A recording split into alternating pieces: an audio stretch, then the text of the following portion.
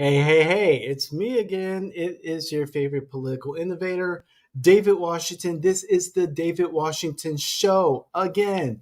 Hey, we're here at Washington Manor South, and I got something a little bit more technical to share with y'all. However, I think it's really important.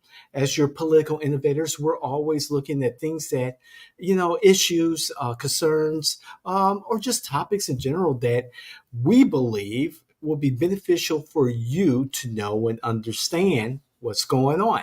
So you'll see this in our podcast, whether it's here at the David Washington Show, you can't make this shit up, even the Morning Constitution, which talks a lot about the Constitution, and then, of course, countertop politics, political insights, campaign innuendo, and, of course, the secret sauce to winning campaigns. And we mean it, winning campaigns. But you got to follow the strategy in order to have a better chance of winning. I keep telling y'all that, and y'all don't want to listen. Think about it. But hey, that's a different story for a different time. I'm David Washington. This is J&W. Let's get right to it. So I'm going to share an article with you, and I'm going to read a bit of it because this is what's really important. It's, it's just saying that, one, there is a order that then President Trump, a Schedule F order that President Trump wanted to implement before his term ended. And this is what it's going to say here. Let's put it up on the screen there. Let's hope that you can see it. Okay. Yes, there we go. There we go. It's right there. And so let's look at it. It says on September 18th, the Office of Personnel Management, also known as OPM, announced a proposed rule to reinforce long-standing protections for federal civil servants. Now, this is my commentary. As you know, many civil servants, federal civil servants, are women. Many of those women are women of color. So keep that in mind. The rule is part of the Biden administration's response to an executive order issued by President Trump late in his term titled Creating a Schedule F in the Accepted Service. That order laid the groundwork for the Trump administration to fire tens or hundreds of thousands of civil servants across the federal government and replace them with partisan loyalists. This is true. And you can do your own homework. This is on a website called protectdemocracy.org. And you can go there, pull up this article. The article is called How a Proposed Regulation Protects the Civil Service from Politicized Attacks, a look at the Biden administration's response to Schedule F. So, this is actually true. I looked it up myself, did my own damn research, and I suggest that you do. The link to the proposed rule is here in the article, and also President Trump's order. Time ran out on Schedule F. President Biden took office before the order could be implemented and then rescinded it in January 2021. OPM's proposed rule is the Biden administration's follow-on effort to protect civil service from politicized attacks, whether in the form of another Schedule F order or a similar effort to purge the federal workforce like many 2024 Republican presidential candidates have promised. Let that sink in. The Republicans are talking about a vast change, dramatic change in government. As Grover Norquist once said, make government so small you could drown it in a bathtub.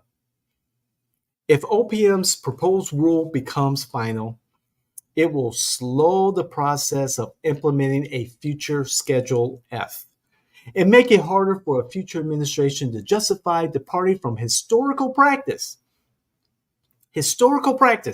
by codifying long-standing interpretations of key rights and definitions in civil service law.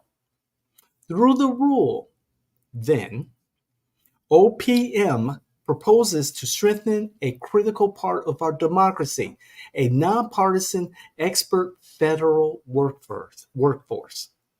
My commentary here, not a bunch of partisan folks who will, dictate based on their own values, but their own partisan point of view, how government should work.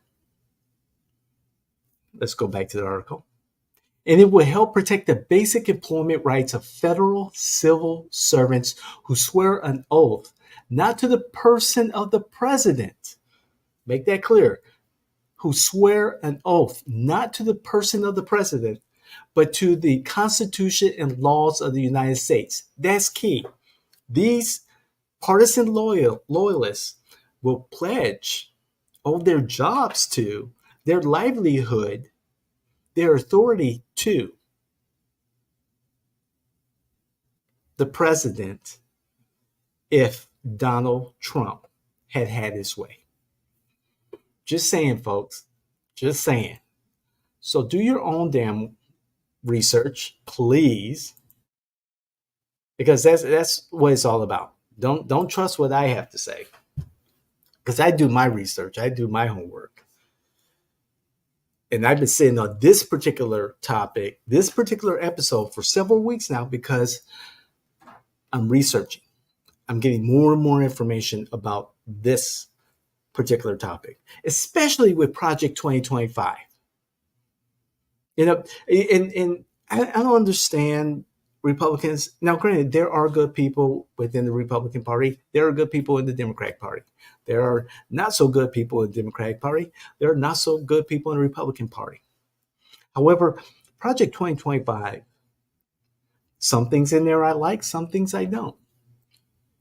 I'm just a masochist or sadist, whatever you want to call it.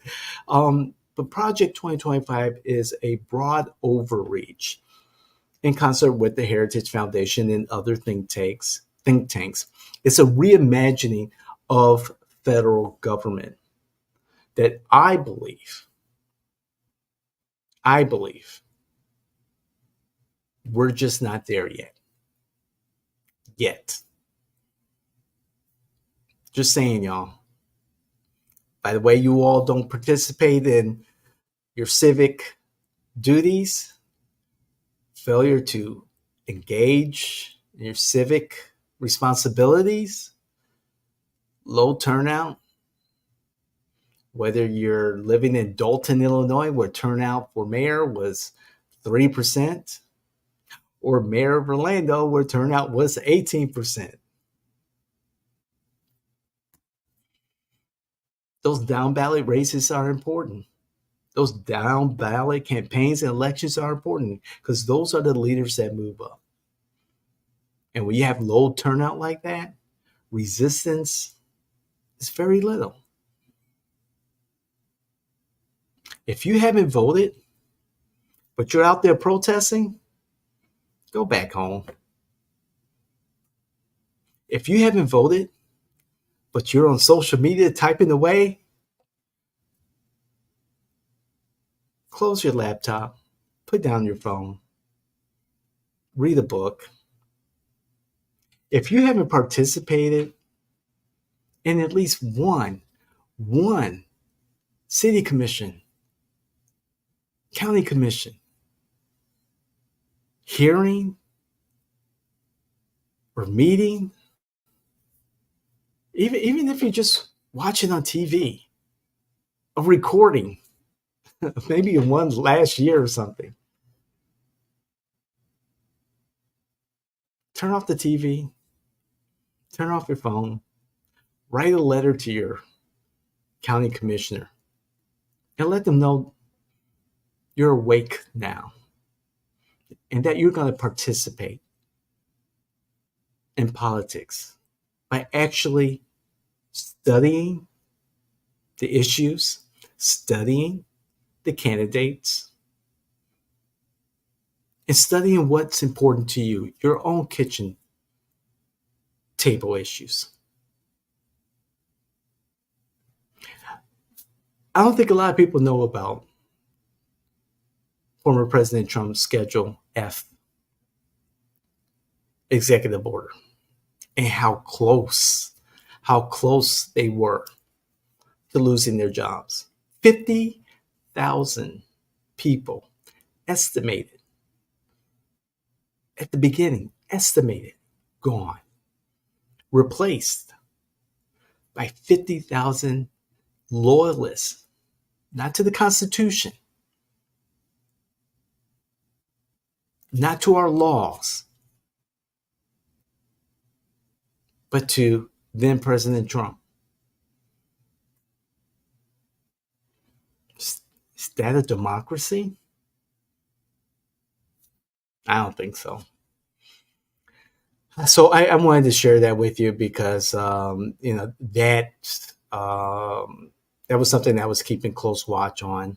Um, the Republicans, Trump campaign, um, these folks, Heritage Foundation and the rest of the conservative foundations and think tanks are recruiting hard young people from across the country